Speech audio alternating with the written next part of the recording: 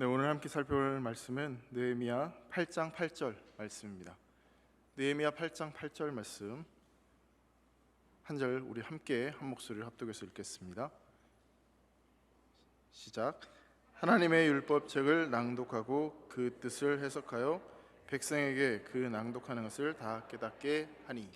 아멘. 한 가지 좀 그 어떤 특별한 사람의 일화를 좀 소개하고 말씀을 시작하려고 하는데요.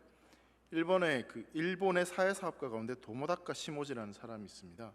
이 사람은 한때 이제 사형수였는데 근데 이렇게 좀 변화되어서 사회 사업을 했던 사람입니다. 근데 그가 예수님을 만난 곳이 어디였냐면 이 일본의 북해도 탄광촌이었습니다.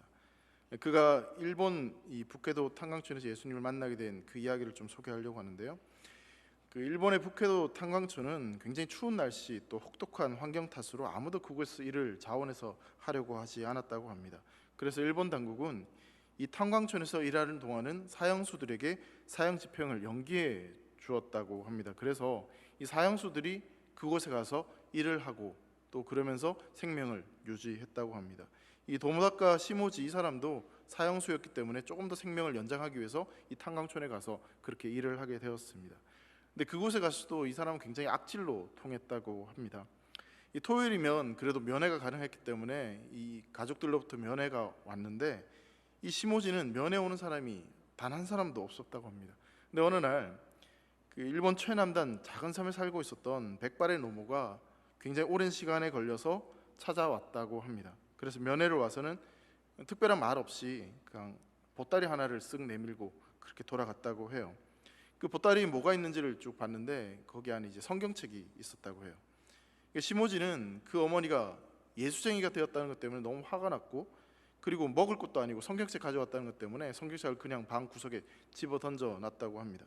근데 며칠이 못 되어서 이 성경책은 이 감방에 있던 다른 죄수들에 찢겨져서 이 담배마리 종이로 그렇게 쓰임했다고 합니다. 그러니까 휴지처럼 그렇게 사용되어진 거죠. 그것을 이렇게 가만히 지켜보던 이 시모지가 굉장히 마음이 아팠습니다. 왜냐하면 그래도 그 어머니가 힘들게 가져온 책인데 담배 종이가 되고 그냥 휴지처럼 그렇게 되는 것이 너무나 안타까운 마음이 들어서 도대체 이게 무슨 책이길래 무슨 내용이 있길래 어머니가 그 먼 곳에서 이걸 가져왔냐 그런 생각을 가지고 이 성경책을 펴고 읽기 시작했습니다. 근데 참 이상하게도 이 성경책을 읽는 그 순간 이 눈을 뗄 수 없을 정도로 이 성경책에 빨려 들어가는 느낌을 받았다고 해요. 이게 마치 자석에 끌리듯이 그렇게 계속해서 말씀을 읽게 되었다고 합니다. 그러던 어느 날 이제 갱도에 들어가서 탄을 열심히 캐다가 이 잠시 쉬는 시간에 이 말씀이 너무 읽고 싶어가지고 이 다른 갱도로 옮겨서 그 성경책을 쭉 읽고 있었다고 합니다. 근데 갑자기 커다란 폭발음이 꽝 울렸어요. 잠시 전까지만 해도 자신이 일을 하고 있던 그 갱도가 이 폭발음과 함께 무너져 내리게 된 것이죠. 그러면서 그것을 함께 일했던 이 다른 동료 죄수들 37명이 그냥 함몰되어서 그 자리에서 죽음을 겪었다고 합니다. 이 시모지는 이 죽은 동료들의 시체를 부여잡으면서 너무나 안타까운 마음이 들었고, 근데 그 순간 불현듯 스치는 생각이 뭐였냐면 자신이 성경을 읽기 위해서 그 갱도를 벗어나지 않았으면 자기도 이 갱도 안에서 그대로 파묻혀 죽었겠구나라는 생각이 갑자기 들었다고 합니다. 그러면서 어떤 생각이 들었냐면 이 성경이 말씀이 내 생명을 살려주었구나라는 생각을 가지게 되었다고 합니다. 그 뒤에 더욱더 말씀을 읽고 또 그 말씀에 가르친 대로 살아가려고 노력을 했더니 결국은 모범수로 그렇게 이제 출소도 하게 되었다고 해요. 그러면서 이제 출소 이후에는 이 어머니를 제대로 못 모신 것에 너무 죄송한 마음이 들어서 열심히 일을 해서 양로원을 세우고, 그리고 자신이 너무 못 배운 것에 또 가슴 아파서 학교를 세우고, 그렇게 여러 가지 사회 사업들을 하면서 굉장히 사회적으로 많은 영향력을 끼치게 되었다고 합니다. 그러니까 그의 삶이 변하게 된 원동력이 그의 고백을 따르면 바로 성경을 통해서 나의 삶은 변화했다 그렇게 이야기를 합니다. 사랑하는 성도 여러분, 하나님이 우리에게 은혜를 주시기를 원하십니다. 여러분 믿으십니까? 그렇다면 하나님은 그 은혜의 수단으로 우리에게 무엇을 주셨을까 우리가 생각해 보면 바로 말씀과 성례와 기도를 통해서 하나님은 우리에게 은혜 주시기를 원하십니다. 그 은혜의 수단으로 하나님이 우리에게 주신 것은 우리가 구원을 얻기 위해서 반드시 해야 되는 어떤 무거운 짐이 아니라 사실은 하나님께서 우리에게 은혜 주시고자 그 선물로 주신 것이 바로 말씀, 기도, 성례다라고 그렇게 말씀드릴 수 있습니다. 그러니까 우리가 구원받은 하나님의 자녀로서 온전히 살아가기 위해서 우리에게 필요한 것이 무엇이냐? 그것이 바로 말씀이고 성례고 기도다. 그렇게 은혜의 수단으로 하나님께서 우리에게 주셨다라고 성경은 말하고 있는 것이죠. 하나님은 우리에게 은혜 주시기를 원하십니다. 그리고 그 은혜의 수단으로 말씀과 성례와 기도를 주셨습니다. 하나님이 우리에게 주신 선물이자 예수님을 믿는 그 믿음으로 우리가 자라가기 위해서 우리에게 반드시 필요한 것이죠. 오늘은 그 은혜의 수단인 말씀에 대해서 좀 생각해 보려고 합니다. 소요리 문답 89문을 저와 여러분들이 한번 같이 읽어봤으면 좋겠습니다. 질문과 답을 계속 이어서 함께 읽겠습니다. 시작. 말씀은 어떻게 구원의 효력이 되나요?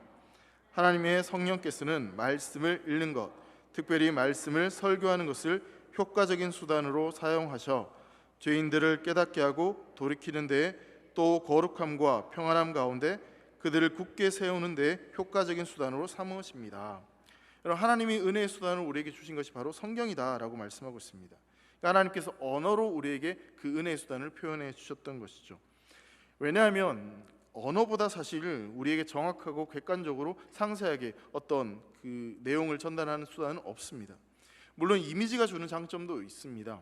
하지만 이미지는 사람마다 보는 기준에 따라서 그 해석이 좀 달라질 수 있고 결론이 달라질 수 있기 때문에 이 언어로 표현하는 것이 훨씬 더 정확하게 그렇게 기록될 수 있죠. 근데 사실 우리나라 말은 좀 그 정확하게 전달하는 게 어려운 부분들이 있는 게 있어요. 왜냐하면 우리는 거시기 이런 게 있잖아요. 도대체 거시기가 뭔지 저는 아직도 해석이 잘 안 되는 부분이 있긴 있거든요. 야, 뭐 이렇게 하면 이런 말들이 사실 정확한 의미가 안 되는 부분도 있지만 사실 우리가 이해하는데 가장 정확한 것은 언어를 통해서 전달되는 것입니다. 그러니까 하나님께서 그렇게 언어로 우리에게 성경을 주셨고 이미지가 아니라 언어를 통해서 우리에게 설명하신 것은 인간이 이해할 수 있는 가장 정확한 방식으로 우리에게 당신 자신을 표현하시고 보여주신 것이라고 볼 수 있는 것이죠. 자, 그렇다면 하나님께서 주신 이 성경을 우리는 어떻게 사용해야 될까요? 은혜의 수단으로 하나님께 주셨다면 은혜의 수단으로 주신 이 성경을 통해서 우리가 은혜를 받아야 되는데 어떻게 해야 되는 것인지를 소요리 문답이 설명을 하고 있는 거죠. 성경을 받았으니까 그냥 가만히 성경책을 놔두면 은혜가 그냥 주어지는 것이 결코 아닙니다. 그러니까 은혜라는 것이 자판기에 돈을 넣으면 그러니까 음료수를 툭툭 떨어뜨리듯이 그렇게 주어지는 것이 기계적으로 주어지는 것이 아니다라는 것이죠. 그러니까 하나님께서 주신 말씀이 우리의 구원에 효과적이 되도록 은혜의 수단이 되도록 우리의 마음속에 그 말씀을 간직하고 부지런하게 준비된 마음으로 그 말씀을 읽고 듣고 그 말씀을 배워가는 과정들이 우리에게 필요하다는 것이죠. 자, 근데 소요리 문답 89문에 보시면 이 은혜의 수단으로 하나님께서 우리에게 주신 성경을 우리가 어떻게 사용해야 되는지를 설명하기에 앞서서 가장 먼저 우리에게 이야기하는 내용이 있습니다. 그것은 바로 성령님의 역할이 있다라고 이야기하고 있는 것이죠.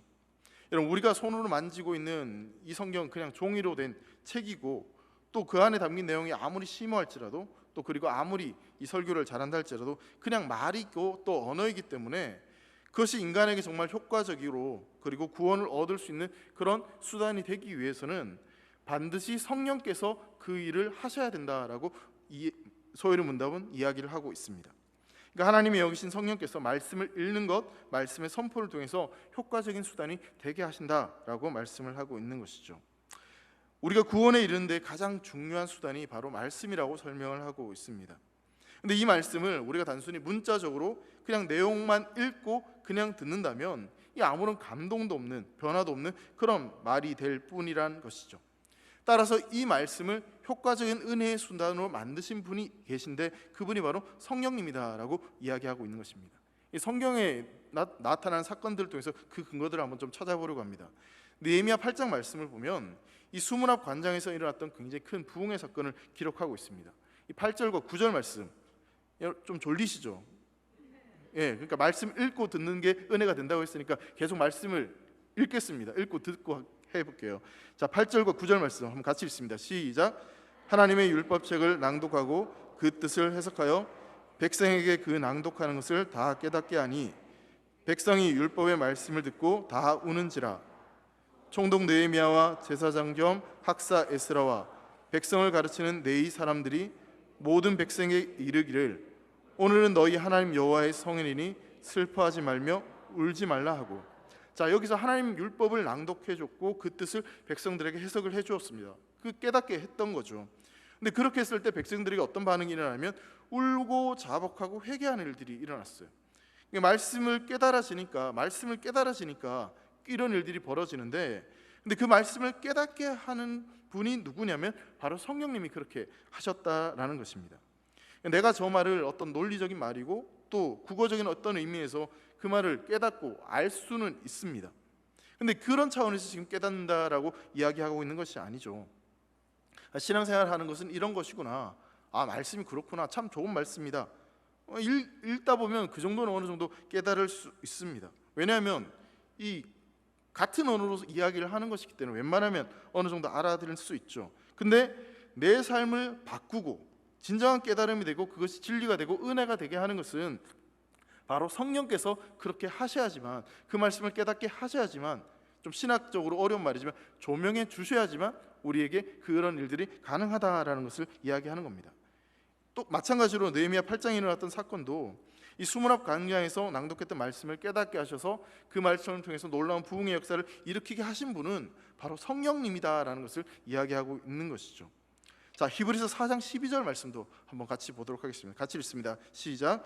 하나님의 말씀은 살아있고 활력 있어 좌우의 날선 어떤 검보다도 예리하여 혼과 영과 및 관절과 골수를 찔러 쪼개기까지 하며 또 마음의 생각과 뜻을 판단하나니, 하나님의 말씀에 힘이 있고 능이 있다.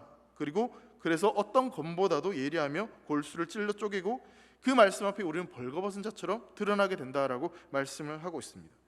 여러분, 우리가 말씀을 그냥 읽기만 하면 과연 그런 일들이 일어나는 것일까요?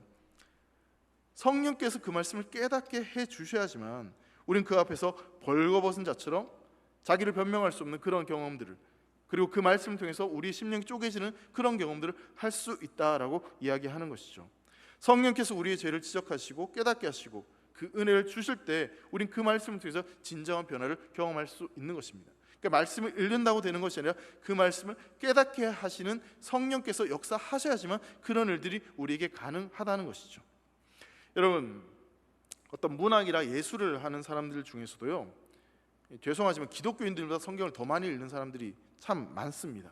제가 그런 특별한 분을 한 사람 경험했는데, 제가 대학교 때 철학과 수업을 들을 때 저를 가르쳐 주셨던 교수님이 수업을 처음 들을 때 어떤 종교 철학인지 모르겠어요, 어떤 수업 때 그런 말씀을 하세요.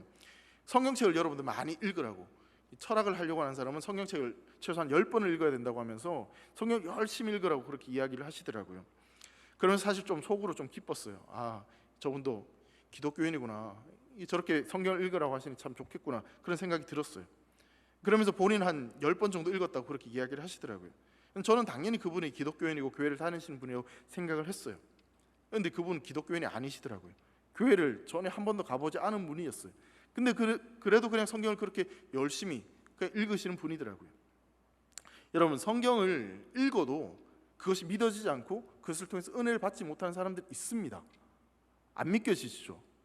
여러분, 너무나 당연하게 은혜를 받고 이 말씀이 믿어지니까 여러분, 그렇지 않은 사람도 있다는 것이 사실 잘 안 믿어질 텐데, 여러분, 그렇기 때문에 그게 기적인 거예요. 여러분들이 말씀을 읽는데 그게 은혜가 되고 깨달아지는 거, 여러분, 기적입니다. 믿으십니까? 성령께서 그렇게 해주시기 때문에 가능한 것이죠. 여러분, 성경을 읽는 자에게도 악한 영이 역사할 수 있을까요? 없을까요? 여러분, 역사할 수 있습니다. 악한 영이 역사하면 이 성경을 보면서 에이, 이게 틀렸네, 이 비과학적이고 굉장히 논리적이지 않네, 그렇게 따지고 들 수 있어요. 그리고 성경을 좀 많이 알면 아는 척을 하고, 이 모르면 또 모르다고 그렇게 이야기하는 거죠. 나쁜 쪽으로 그렇게 할 수도 있다는 거예요. 그렇기 때문에 여러분, 말씀을 대할 때, 우리가 말씀을 읽을 때 성령님을 의지해야 됩니다. 성령님을 구해야 돼요. 성령께서 깨닫게 하시고 성령께서 보게 하시고 또 성령께서 알게 하시는 것을 우리가 알 수 있도록 성령님을 구해야 되는 거죠. 우리가 개인적으로 성경을 읽을 때도 마찬가지지만 여러분, 그 예배 가운데도 가능하시면 좀 일찍 오세요. 일찍 오셔서 성령을 구하시고 예배의 임재, 예배 앞으로 나아가기 위해서 여러분 마음을 좀 준비하셨으면 좋겠어요. 물론 급한 일이 있어 헐레벌떡 오시는 분들이 허둥지둥 오실 수도 있겠지만 여러분, 미리 와서 기도하고 또 말씀을 기다리고 준비하고 그렇게 기도하면서, 그리고 또 말씀을 전하시는 목사님과 전사님을 위해서 기도하는 시간, 그 시간들 통해서 우리가 성령의 인도하심을 경험하고 말씀의 깨달음을 경험할 수 있다는 사실입니다. 또한 성령께서는 이 말씀을 통해 우리의 죄를 깨닫게 하시고 또 죄인을 변화시키시고 올바른 길로 가게 하십니다. 여러분, 믿음이 발생하는 것, 믿음이 증가하는 것도 말씀을 통해서 가능하다라고 성경은 이야기하고 있습니다. 믿음은 성령의 역사하심으로 말미암아 말씀을 통해서 우리에게 주어지고, 그 믿음이 자라가고 강화되는 것도 바로 성령님의 역사를 통해서, 그 말씀을 통해서 은혜 수단인 이 성례와 기도를 통해서 우리에게 가능해집니다. 그래서 로마서 10장 17절 말씀을 보면 이렇게 말씀합니다. 그러므로 믿음은 들음에서 나며 들음은 그리스도의 말씀으로 말미암았느니라 라고 말씀하고 있죠. 여러분, 믿음은 들음에서 나고요, 들음은 그리스도의 말씀을 들음으로 그 믿음이 생겨난다 이야기하고 있습니다. 성령께서 말씀을 통해서 말씀을 들리게 해주셔서 우리에게 믿음이 생기게 해주신다, 그리고 그 믿음이 증가되고 강하게 해주신다라고 말씀을 하고 있는 것입니다. 고린도서 14장에 보면 또한 방언과 예언에 대해서 사도 바울이 이런 말씀을 하고 있습니다. 24절과 25절 한번 같이 읽겠습니다. 시작. 그러나 다 예언을 하면 믿지 아니하는 자들이나 알지 못하는 자들이 들어와서 모든 사람에게 책망을 들으며 모든 사람에게 판단을 받고 그 마음에 숨은 일들이 드러나게 되므로 엎드려 하나님께 경배하며 하나님이 참으로 너희 가운데 계신다 전파하리라. 예언을 하면 이런 일들이 벌어진다라고 사도 바울이 이야기를 하고 있는데, 여러분, 이 예언의 은사를 좀 뭔가 특별한 것처럼 생각을 하실 수 있는데, 사실 이 예언의 은사는 하나님 말씀과 관련된 은사입니다. 사실 이것은 그래서 알아듣지 못한 이상한 말이 아니라 알아들을 수 있는 그런 말이었어요. 그러니까 말씀을 통해서 나타나는 은사였던 거죠. 자, 다른 말로 표현하자면 이 말씀은 말씀을 통해서 성령님은 우리 마음의 숨은 죄를 드러나게 하시고, 또 그것을 말미암아 하나님 앞에 엎드리고 하나님을 경배하게 하신다라고 이야기하고 있는 것이죠. 그런 모습들을 통해서 예수를 믿지 않는 사람, 이 기독교인이 아닌 사람들이 진짜 하나님이 살아계시는 것을 성령님을 통해서 드러나게 하신다라고 그렇게 이야기를 하고 있습니다. 또한 이 말씀을 통해서, 또 은혜의 수단인 이 말씀을 통해서 교회를 세우신다, 교회를 든든하게 하신다라고 말씀을 합니다. 사도행전 20장에 보면요, 사도 바울이 이 에베소 장로들과 헤어지는 그런 장면이 나옵니다. 사도 바울이 그 장로들과 헤어지면서 이 장로들에게 말씀하는 장면이 있습니다. 사도행전 20장 32절 말씀입니다. 같이 읽겠습니다. 시작. 지금 내가 여러분을 주와 및 그 은혜의 말씀에 부탁하노니 그 말씀이 여러분을 능히 든든히 세우사 거룩하게 하심을 입은 모든 자 가운데 기업이 되게 하시리라. 여러분, 교회를 어떤 헌신과 봉사에 달려있다라고 이야기하지 않습니다. 그것으로 세우신다라고 이야기하지 않습니다. 사도 바울이 뭐라고 이야기하냐면 말씀에 부탁한다, 말씀을 의지해라, 그렇게 지금 이야기를 하고 있죠. 말씀이 교회를 세운다라고 사도 바울은 이야기하고 있습니다. 그러니까 말씀이 그렇게 성령이 깨닫게 하심으로 말미암아 그 말씀을 통해서 교회가 세워지고 성도인 우리가 올바르게 세워질 수 있다라는 것입니다. 계속해서 디모데후서 3장 15절부터 17절 말씀에도 보면 이 바울이 디모데에게 하는 그런 말씀을 하고 있습니다. 그 말씀을 보면 하나님의 말씀은 이 성령께서 쓰신 것일 뿐만 아니라 이 말씀의 기능이 총 4가지가 있다라고 그렇게 이야기를 하고 있어요. 3장 16절 말씀 한번 볼까요? 같이 읽습니다. 시작. 모든 성경은 하나님의 감동으로 된 것으로 교훈과 책망과 바르게 함과 의로 교육하기에 유익하니. 4가지 기능이 나오고 있습니다. 말씀에 대한 기능, 성령께서 그 말씀을 깨닫게 하시면서 어떤 기능들이 나타나냐면, 처음에 교훈이 있다고 이야기해요. 그러니까 어느 길로 가라, 이 길이 맞다, 그렇게 이야기를 하는 겁니다. 다음은 책망하는 건데, 이 길이 맞다고 했는데 가다 보니까 딴 길로 가는 거죠. 그래서 책망하는 겁니다. 그 길이 아니야, 똑바로 가, 이야기하는 겁니다. 딴 길로 갈 때 그렇게 책망을 하는 것이고, 교정해서 바르게 가게 하는 거죠. 그렇게 해서 결국 의로 교육하기에 유익하다, 그렇게 성경은 이야기하고 있습니다. 그러니까 말씀을 통해서 성경에서 그 말씀을 깨닫게 하심으로 말미암아 결국 성도가 온전한 삶, 바르게 달려가야 될 길을 끝까지 달려가도록 해주신다라고 이야기를 하고 있는 것입니다.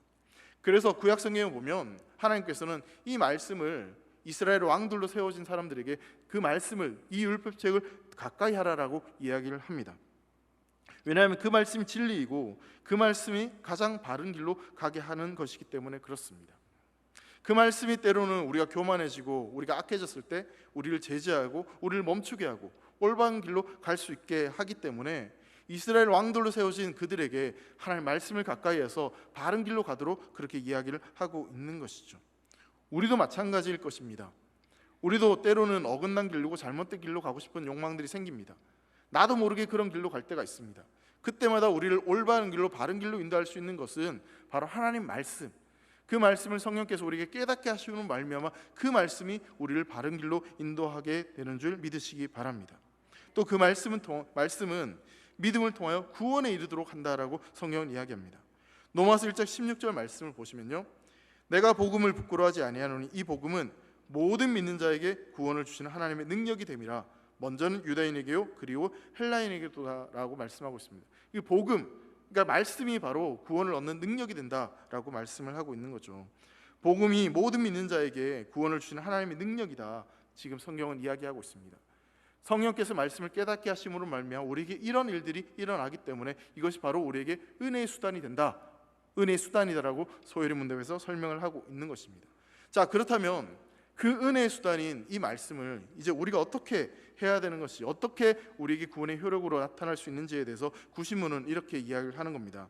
자, 구신문 질문을 읽고 한번 답을 같이 읽겠습니다. 질문 읽습니다. 시작. 말씀을 어떻게 읽고 들어야 그것이 구원의 효력이 되나요? 말씀이 구원의 효력이 되려면 반드시 거기에 부지런한 태도와 준비된 마음과 기도로 말씀을 읽고 듣는 일에 참여하여야 하며, 그리고 말씀을 믿음과 사랑으로 받아들여 우리 마음에 간직하고 우리 삶 가운데 그것을 실천해야 합니다. 말씀을 읽고 듣는 자세에 대해서 이야기를 합니다. 성도는 부지런히 준비하는 마음으로, 기도하는 마음으로, 기도하면서 말씀에 관심을 가지고 그 말씀을 읽고 말씀을 들어야 된다라고 그렇게 이야기하는 것이죠. 여러분, 잠언 2장 4절 말씀 보면 이런 말씀이 있어요. 같이 한번 읽겠습니다. 시작. 은을 구하는 것 같이 그것을 구하며 감추어진 보배를 찾는 것 같이 그것을 찾으며. 은을 구하는 것 같이 그것을 구하며 이렇게 이야기하는데, 그것은 뭐냐면 바로 하나님의 말씀, 율법을 이야기하는 겁니다. 그러니까 은혜를 구하는 것처럼, 은을 구하는 것처럼 하나님의 말씀을 그렇게 구하라라고 이야기하는 거죠. 은은 지금으로 이야기한다면 돈을 이야기할 것 같아요. 감추어진 보배라는 것은 보석들을 이야기하는 거겠죠. 여러분, 사람들이 더 많은 돈을 벌려고, 더 많은 재물 얻으려고 얼마나 노력을 합니까? 그것처럼, 아니 그것보다 더 열심히 말씀을 구하고 말씀을 찾고 말씀을 가까이 하라라고 이야기하는 겁니다. 자, 그리고 시편 119편 18절 말씀에 이렇게 말씀합니다. 같이 읽습니다. 내 눈을 열어서 주의 율법에서 놀라운 것을 보게 하소서. 자, 하나님께 자신의 눈을 열어 주의 말씀 안에 있는 놀라운 비밀을 발견할 수 있도록 그렇게 기도를 하는 겁니다. 눈은 사물의 형태를 정확하게 파악할 수 있는 신체의 기관입니다.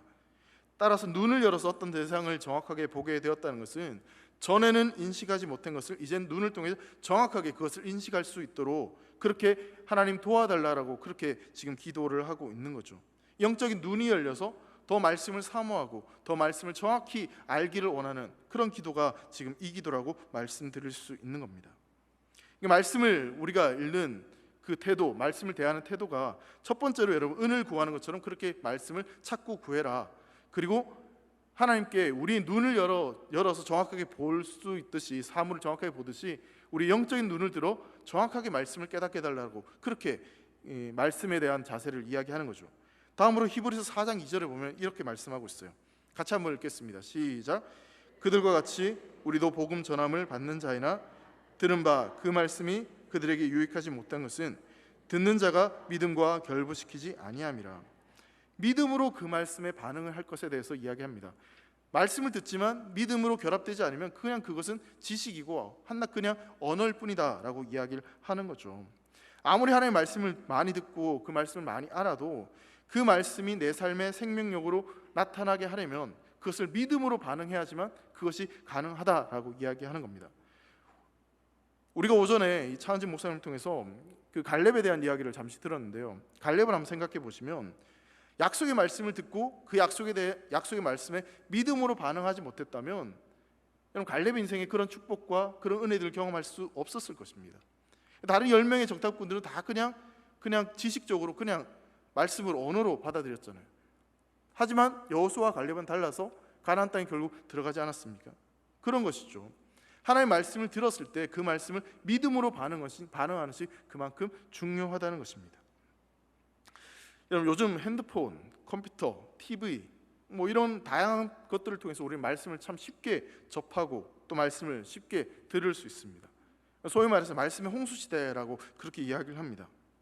자, 그러면 그렇게 말씀의 홍수 시대에 우리가 말씀에 더 가까이 나아가고 매일 그 말씀을 읽고 묵상하는 그런 노력은 과연 얼마만큼 하고 있는지를 한번 좀 돌아보려고 합니다. 오히려 말씀의 홍수이긴 한데 말씀의 기갈이 우리에게 훨씬 더 크게 느껴지는 시대인 것 같기도 합니다. 도대체 왜 그럴까? 말씀이 이렇게 많이 들려지고 많이 읽히는데도 왜 이렇게 말씀의 기갈들이 있는 것일까를 한번 생각해 보면, 이 부분을 좀 생각해 보다가 재미있는 통계 조사를 하나 발견했습니다. 이게 좀 우리에게 의미 있는 내용이 아닐까 생각해서 좀 소개하려고 하는데요. 여러분, 한국의 문맹률이 과연 어느 정도 될 것이라고 생각이 되십니까? 최근의 조사는 제가 찾지 못했고 2017년에 이 조사 결과에 의하면 이 경제협력기구 OECD 이 22개국이 이 경제협력기구로 있는데, 그 조사 가운데 우리나라의 실질 문맹률이 75%라고 합니다. 이게 상상이 안 되시죠? 무슨 말이냐면 10명 중에 7명이 글을 읽고도 뜻을 모른다는 거예요.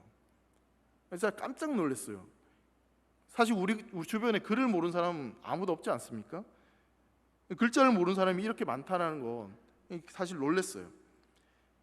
사실 이게 어떤 이야기를 하고 있냐면, 글자 자체를 알아보고 읽고 쓰는 문맹률은 낮지만 이 문서를 읽고 그 문장의 뜻을 이해하고, 그래서 그 문장의 뜻을 이해해서 생활이나 일하는데 적용시키는 사람이 그만큼 없다라는 것입니다.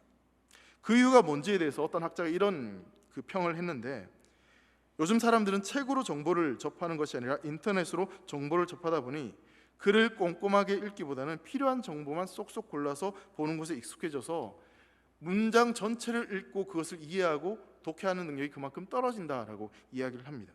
스마트폰을 들고 다니면서 그냥 내가 필요한 정보만 뚝뚝뚝 해서 그 정보만 쉽게 찾아서 그것만 쏙쏙쏙쏙 읽고 하다 보니까 이 글을 읽어도 글 전체가 어떤 의미가 있는 것인지, 전달하고 싶은 이야기가 무엇인지에 대해서 그것을 판단하고 해석하는 능력이 그만큼 떨어졌다는 거죠.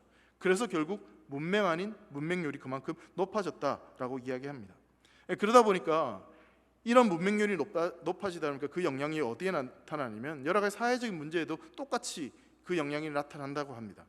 그러니까 문제의 본질에 대해서 이해하지 못하고 그냥 순간적인 일어났던 그 사건들, 그리고 누가 이렇게 이야기하면 그 이야기에 쉽게 휩쓸리고, 그러니까 스스로 판단하지 못하고 가치관이 없이 그냥 이리 휩쓸리고 저리 휩쓸리고 그렇게 살아간다는 거죠. 근데 그러한 문제들이, 그 문맹이 교회 안에도 있다라고 이야기를 합니다. 영적인 문맹자들이 많다라는 거예요. 성경책은 있지만 말씀은 많이 듣는 것처럼 보이지만 그 말씀을 읽고 그 말씀을 들음에도 불구하고 그 말씀을 이해하고 그 말씀을 깨달은 사람들이 없다는 거죠. 그래서 그 말씀이 무슨 이야기를 하는 것인지 그렇게 모르고 살아가는 사람들이 너무나 많다라는 것입니다.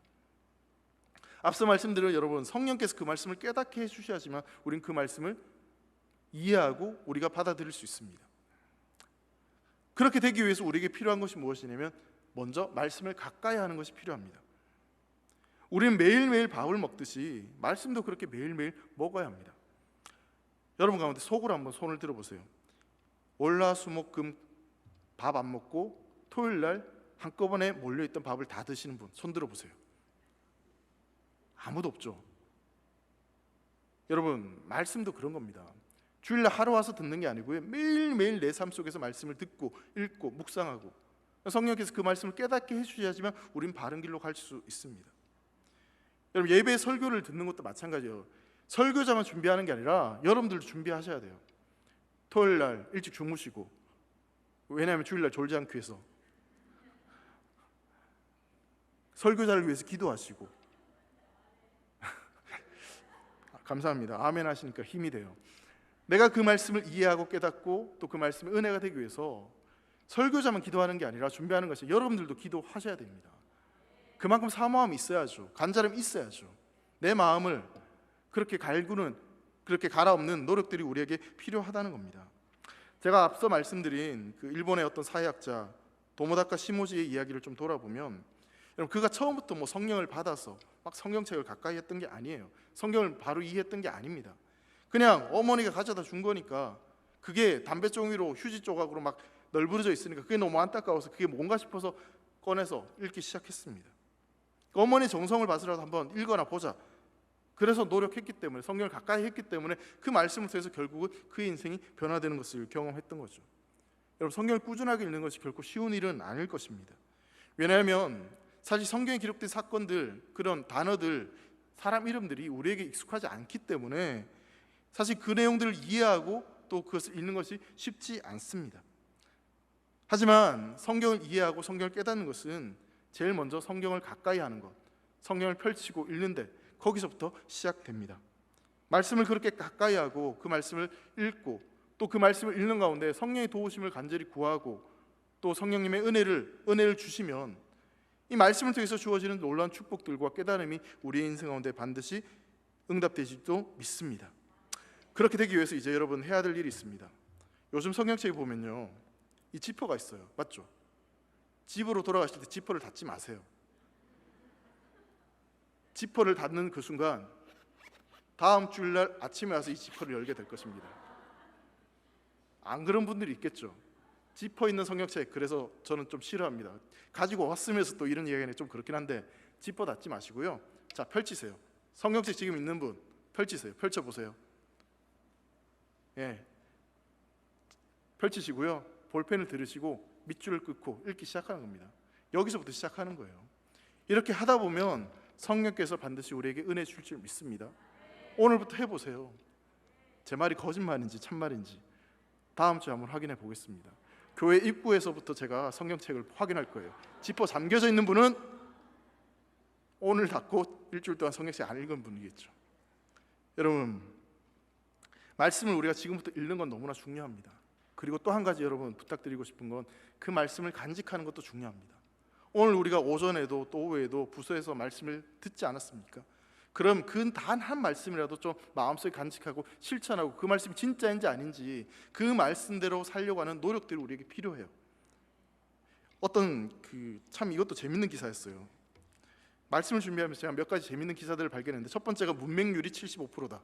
두 번째는 뭐냐면 교회에 와서 예배당을 나가는 사람들에게 어떤 출구 조사를 했다고 해요. 그래서 이 수많은 사람들이 출구조사를 했는데 뭘 조사했냐면 오늘 설교 제목과 설교 본문을 적어주세요라고 했다 그래요. 여러분, 제가 이게 어느 정도 몰랐다는 건 얘기하지 않을게요. 부끄러우니까. 근데 사실 대길교회는 아닐 것 같아요. 설교 제목, 설교 본문 그걸 제대로 기억하고 제대로 말할 수 있는 사람이 거의 없었다고 합니다. 여러분, 그만큼 말씀을 간직한다는 게 어려운 거예요. 여러분, 노력하셔야 돼요. 아, 좋은 말씀이네. 참 은혜롭네. 아, 말씀을 읽어야 되는구나. 말씀대로 그렇게 믿음의 길을 나가야 되구나. 여러분, 그렇게 살아가는 것이 결코 쉽지 않습니다. 그렇기 때문에 여러분 의지적으로 치열하게 여러분 노력하셔야 돼요. 말씀이 내 인생을 살리고 내 삶을 변화시키고 내가 말씀 먹지 않으면 내 영이 죽는다는 사실을 여러분 기억하셔서 말씀을 가까이 하셔야 됩니다. 말씀을 통해서밖에 우리는 살아갈 수밖에 없다는 사실을 기억하셨으면 좋겠습니다. 여러분, 하나님 말씀이 저와 여러분들의 삶을 든든하게 세울 수 있습니다. 하나님 말씀밖에는 믿을 게 없어요. 죄송하지만 옆에 있는 사람 믿을 사람 아니에요. 그래도 대길교회 성도들은 90% 믿을만 해요. 제가 보장합니다. 하지만 100% 믿을 수 있는 것은 오직 하나님 말씀입니다. 하나님 말씀밖에 없어요. 이 한 주간 그 말씀 붙잡고 말씀 읽고 성령께서 깨닫게 해주신 그 말씀을 통해서 승리하는 대길의 성도들 되시기를 주의 이름으로 축원합니다. 기도하겠습니다. 사랑하는 하나님 아버지, 감사합니다. 우리에게 말씀을 주셔서 감사합니다. 오늘부터 그 말씀을 가까이 하고 그 말씀 읽고 또 그 말씀을 깨닫게 하시는 성령님의 은혜로 말미암아 그 말씀의 놀라운 능력들을 경험하는 사랑하는 대길의 성도들 되도록 축복하여 주시옵소서. 감사하며 사랑하는 예수님의 이름으로 기도합니다. 아멘.